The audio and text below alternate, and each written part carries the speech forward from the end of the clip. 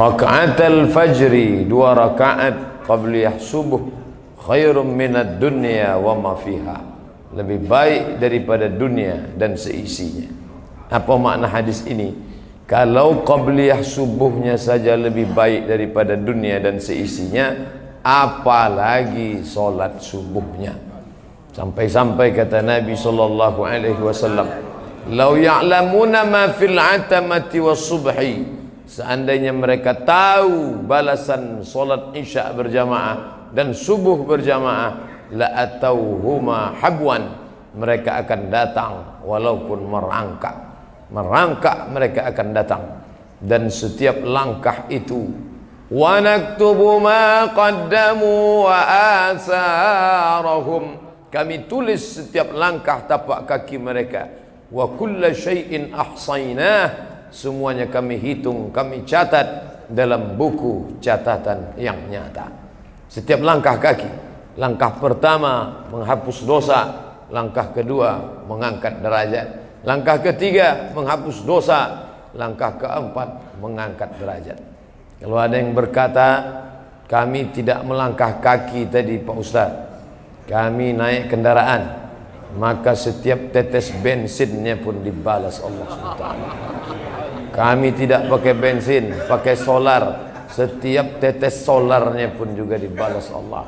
Kami tidak naik kendaraan, numpang sama kawan, setiap tumpangannya pun dibalas Allah SWT.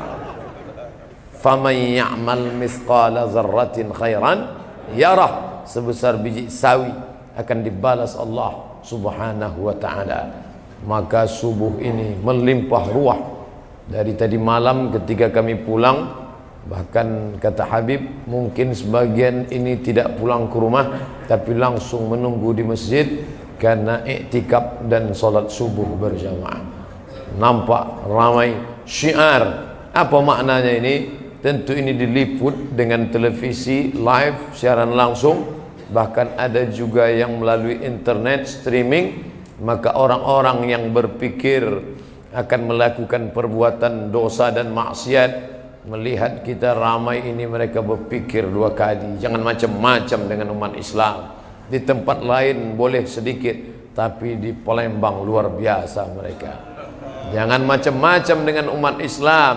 Nampaknya mereka sedikit kalau di tempat yang lain, tapi pada solat subuh, kalau solat subuh sudah macam solat Jumat, disitulah gentar, disitulah akan merdeka Palestina. Allahu Akbar.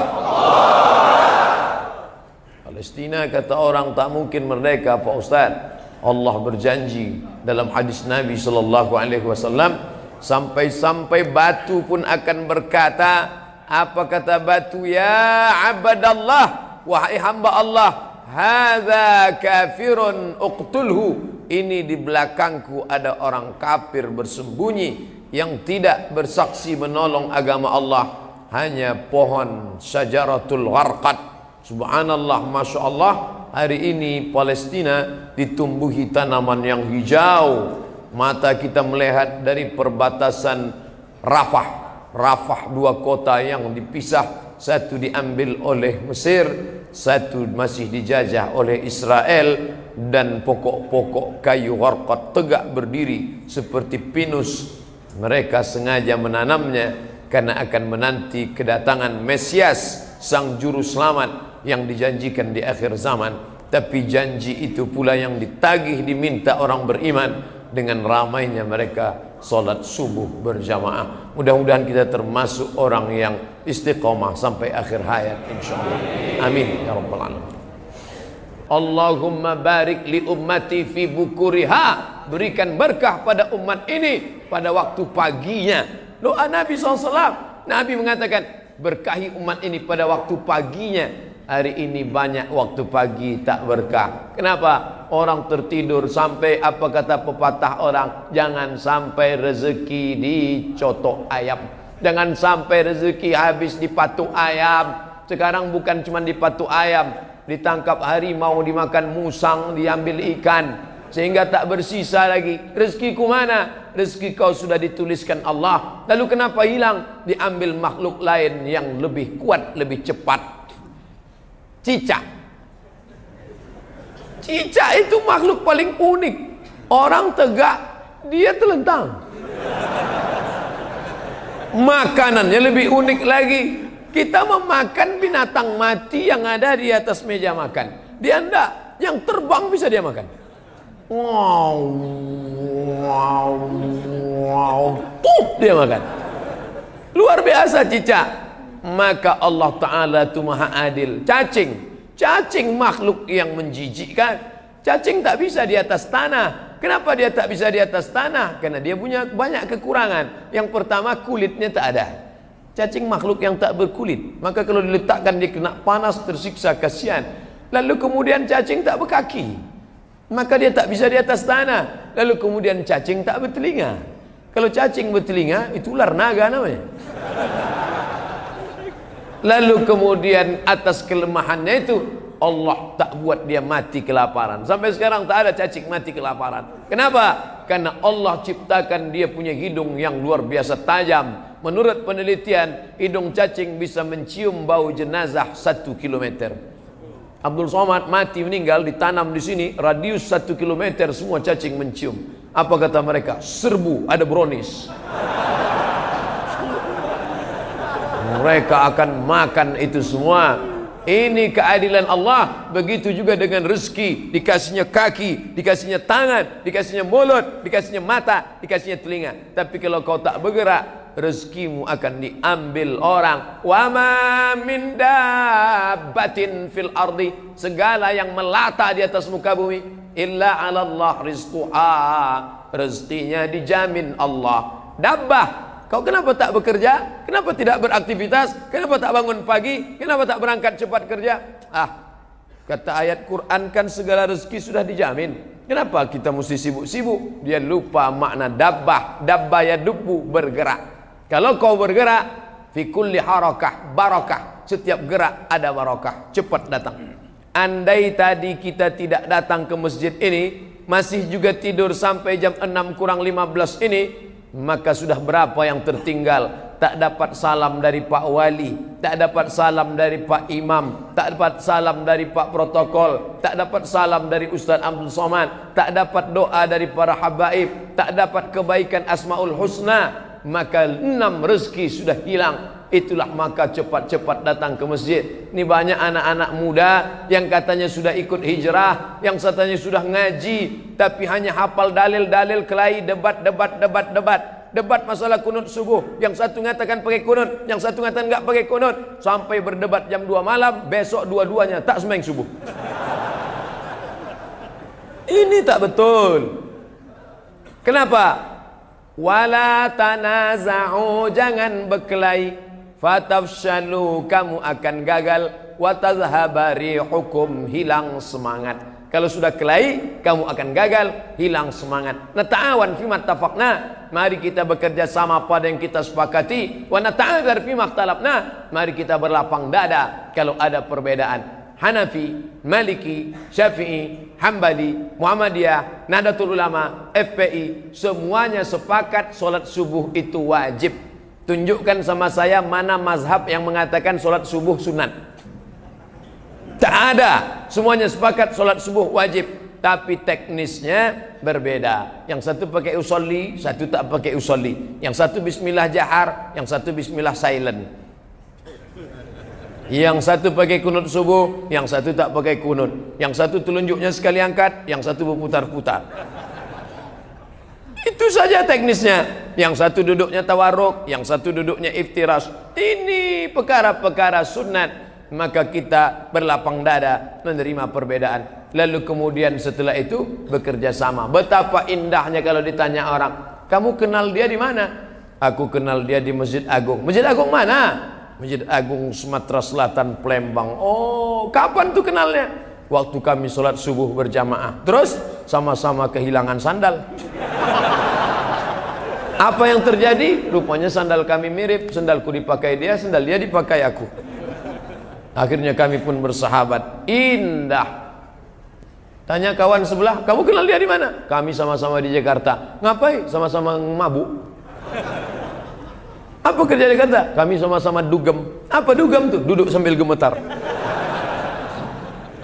Maka perkenalan di masjid, yang muda-muda sudah hijrah, solat subuh paling berat aja dia datang, apa lagi solat zuhur, solat subuh paling berat aja dia hadir, apa lagi solat maghrib. Dan semangat ini yang harus tetap dijaga. Maka buatlah komunitas. Antar ustadz-ustadz sudah membuat komunitas Maspurah.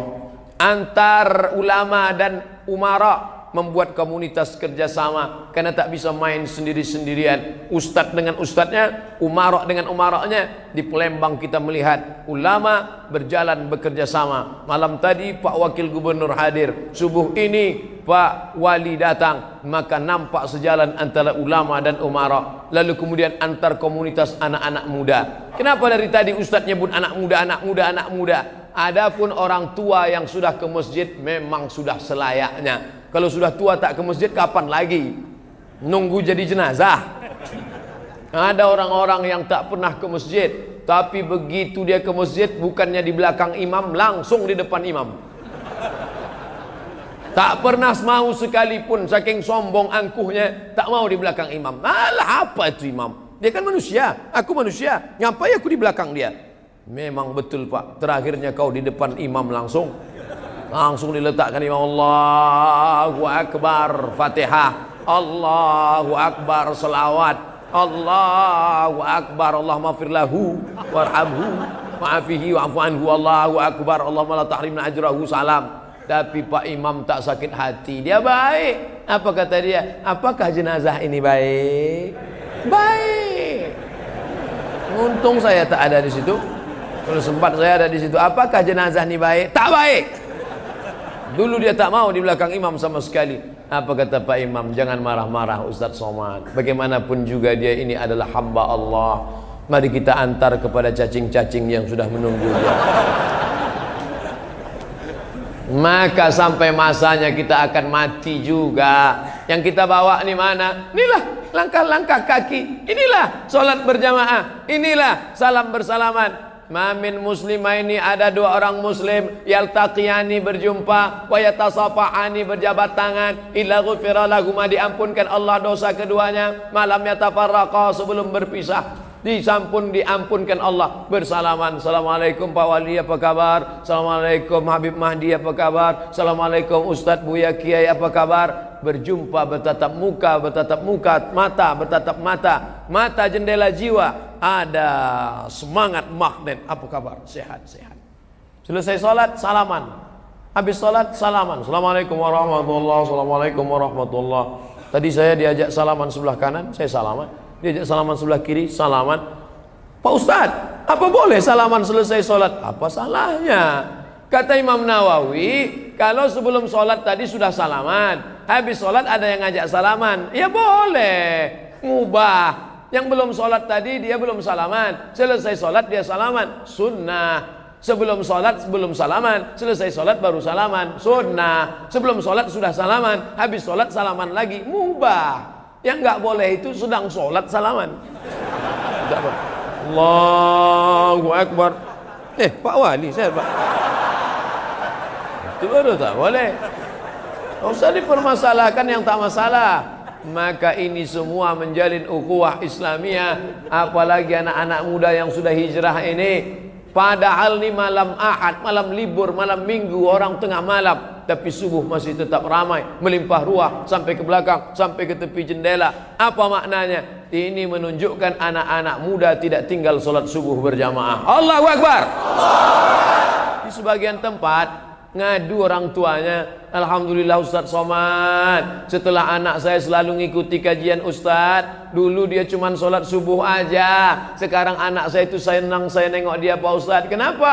Sekarang sholat duhanya pun sudah pakai kunut. Jam 7.30 tutup jendela, rapatkan horden, matikan lampu, sholli fardhus subhi. Allahumma dina fi man hadain. Mak ngintip dari balik jendela, ya Allah, anakku sejak ikut pengajian Ustadz Somad nih, sampai Ustadz Somad, kira-kira kalau duha pakai kunut itu mazhab apa ya? Mazhab kesiangan. Mana ada duha berkunut? Ini tak betul. Oleh sebab itu kita jaga keistiqomahan ini. Ingat, serigala hanya akan menerkam al-ghanam al-qasiyah, kambing-kambing yang memisahkan diri dari jamaah. Nanti setiap 3 bulan sekali di BKB akan ada terus tabligh akbar. Macam-macam ustaz akan didatangkan dari macam-macam negeri, dari Jakarta, dari Surabaya, para habaib dari Yaman dihadirkan. Maka tinggal datang saja. 3 bulan sekali datang, hadir, melimpah ruah. Apa setelah itu? Deklarasi, berbagai macam deklarasi. Deklarasi tolak narkoba, deklarasi tadi malam majukan ekonomi umat, belanja kepada orang-orang Islam dengan berjamaah. Maka bukan sekedar datang, ngumpul, pulang, enggak, tapi ada langkah-langkah setelah itu. Macam-macam ustaz. Jangan Ustaz Somad teruslah. Oke, macam-macam ustaz. Sekarang kan ustaz ini ada spesialisasinya. Ada ustaz yang khusus zikir aja, Ustaz Arifin Ilham. Subhanallah walhamdulillah wala ilaha illallah wallahu akbar. Muhasabah, ya Allah, dosa kami begitu banyak ya Allah. Oh, nangis semua jamaah. Apa yang kau tangiskan? Sertifikasi belum cair. Nangis itu karena dosa, karena maksiat. Wah, 3 bulan yang akan datang, undang lagi ustadz yang lain. Apa nih? Sedekah. Marilah bisa bersedekah. Ada yang sakit mau sembuh, sedekah. Ada yang belum nikah mau nikah, sedekah. Yang sudah nikah mau nikah sekali lagi, sedekah. Wah, ayo bentang semua, buka. Siapa? Ustadz Yusuf Mansur, spesialis sedekah. Nah, 3 bulan lagi, undang lagi Agim. Jagalah hati, jangan kau tangisi. Jagalah hati, lentera hidup ini. Ini semua beraneka ragam macam-macam. Saya ustadz yang serius-serius ini tak mau saya Pak Ustadz. Saya mau ustadz yang macam wayang. Ustadz cepot. Masa ustadz terus? Saya mau ustazah lah, Mama Dede. Tak ada alasan untuk tidak mengaji. Ini semua dalam kerangka apa? Yang penting orang mau ngaji aja dulu. Habis itu baca kitab sama habaib sama ulama. Tapi jangan lupa anak-anak kita pendidikan agamanya. Ini kenapa bisa subuh ramai macam ini? Karena orang Palembang mendidik agama kepada anak cucu, diwariskan dari para ulama dulu. Baca kitab kuning, baca. Saya ceramah di mana-mana, banyak juga yang ngasih hadiah macam-macam. Pergi ke sana, mereka kasih batu cincin, pulang sampai 3 batu. Pergi ke sana, dikasih sal, dikasih sorban. Tapi ketika saya ceramah di Palembang, datang ibu-ibu, ada yang mau kami beri ke ustadz. Saya udah curiga, jangan-jangan asal jangan anak gadis saja lah. Apa namanya Bu? Ini buku almarhum ayah kami. Tak terbaca oleh kami. Kami takut dia menjadi dimakan rayap. Maka kami tengok Ustadz tausiah ceramah, Ustadz baca, mudah-mudahan pahalanya mengalir. Boleh Ustadz tengok, ceritakan apa isinya. Baik Bu. Begitu saya buka, oh ini Bu tafsir. Ada ulama 2 orang, namanya Jalaluddin Abdul Rahman As-Suyuti, satu lagi Jalaluddin Al-Mahalli. 2 Jalal, maka 2 Jalal, Jalalain. Inilah tafsirnya. Berarti ayah ibu dulu sudah punya kitab tafsir ya. Ini Ustaz buku apa? Ada fikih 4 mazhab Bu. Yang paling tua Hanafi, nomor 2 Maliki, nomor 3 Syafi'i, nomor 4 Hambali. Maka 4 mazhab ini disusun oleh Imam Al-Jaziri. Inilah kitabnya. Jadi ini kitabnya Pak Ustaz. Ya. Tapi jangan karena udah saya jelaskan berubah niat tak jadi. Akhirnya buku itu saya bawa ke Riau, saya foto, saya buat kenang-kenangan dari ibu-ibu di Palembang memberikan buku. Apa maknanya? Berarti datuk-datuk nenek moyang mereka dulu orang-orang yang peduli kepada pendidikan agama. Maka ini terus dilanjutkan. Kalau tidak, anak-anak kita ini kepalanya dirusak macam-macam. Twitter, BBM, WhatsApp, Instagram, YouTube. Ini dipakai orang kafir untuk menghancurkan anak-anak kita. Tapi ternyata orang Palembang memanfaatkan ini. Twitter, YouTube, BBM, WhatsApp. Bukan mereka pakai untuk buat dosa, dipakainya untuk nonton ceramah. Ustadz Somad, kami dari Palembang, kami selalu melihat Ustadz. Kami ingin supaya Ustaz datang ke tempat kami. Kami berdoa siang dan malam supaya Ustaz datang ke tempat kami. Saya sampai ke Palembang ini karena doa-doa mereka yang selalu setiap mereka menonton, mereka berdoa. Mereka nonton, mereka berdoa. Tak apa-apa Pak Ustaz, kadang habis paket 2 giga nih semalam katanya. Luar biasa. Saya perhatikan di setiap tempat orang kenal sama saya itu pasti 2. Pertama ada signal, yang kedua ada paket. Masyarakat yang punya signal, punya paket pasti kenal sama saya. Saya udah pantau itu. Ketika saya masuk ke desa tertinggal, impres desa tertinggal, satu pun tak ada yang negur saya. Kenapa? Karena di situ no signal, no paket.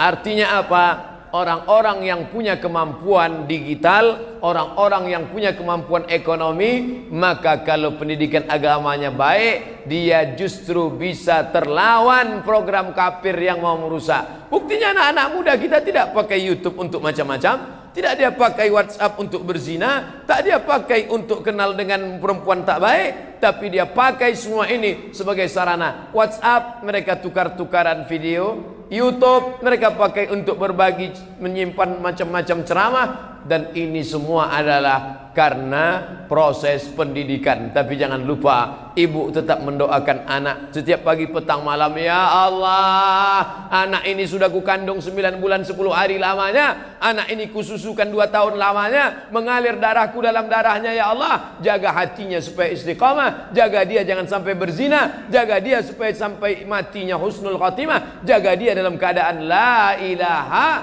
illallah Muhammadur Rasulullah. Itu yang dapat saya sampaikan subuh penuh berkah ini. Tadi dimaklumkan ada pertanyaan yang bisa saya jawab, yang tak bisa saya jawab saya bawa pulang, nanti baru saya jawab. Saya kirimkan lewat tulisan www.somatmorocco.blogspot.com.